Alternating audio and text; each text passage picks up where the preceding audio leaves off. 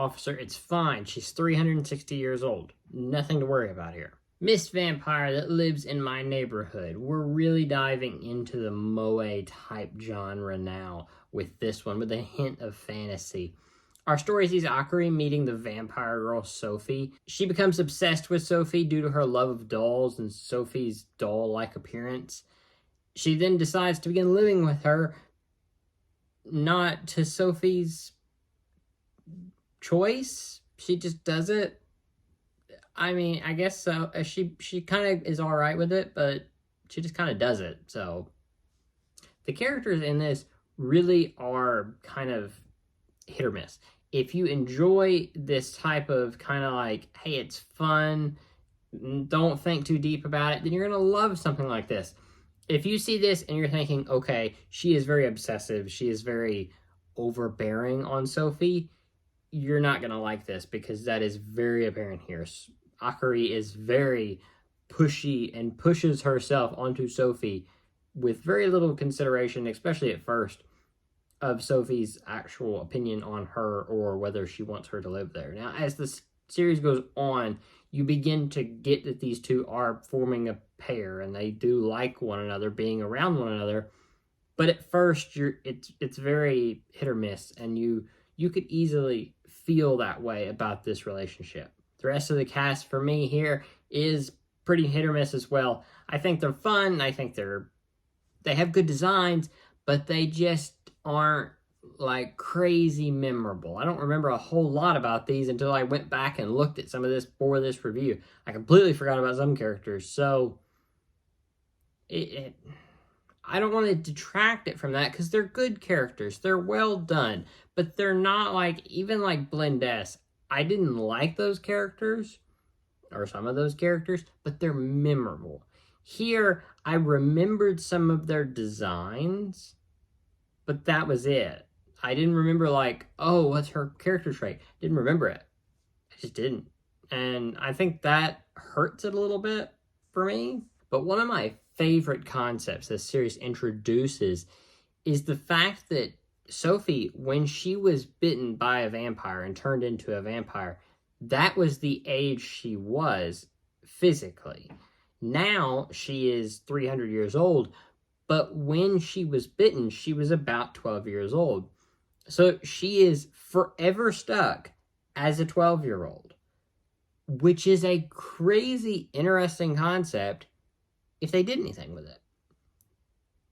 But they don't. I mean, besides like, oh, Sophie sees Akari's friend who has bigger boobs, and then she realizes she doesn't have any, and she's kind of upset about that for like a scene, and then it's over. That's it. I wish we got more of this. Like, okay, I'm never going to get to experience certain things. And I know that the way this series is, it's fun. It's not a deep series. It's just like surface level. Here's a concept. Here's what our story is. You enjoy it. And I like series like that. I do. I really do. But when you introduce such an interesting topic, I wish you would have dove into it just a little bit. There are so many great series, like one that we'll get to eventually is Non by Yori. It is fantastic at doing something like this. It will introduce this simple plot, but will take concepts and really take them apart and dive into them without making the story complex, but it will take a concept and really dive into it to really take the full opportunity out of this characters that are exploring this.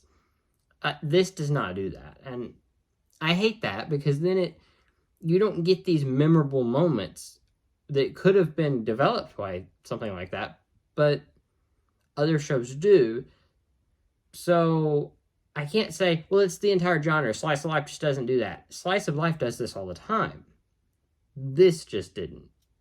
So overall, it's fine. It's a fun series. It doesn't try a whole lot in certain areas, but it is enjoyable. You're gonna have a good time. You're gonna enjoy your entire time watching it.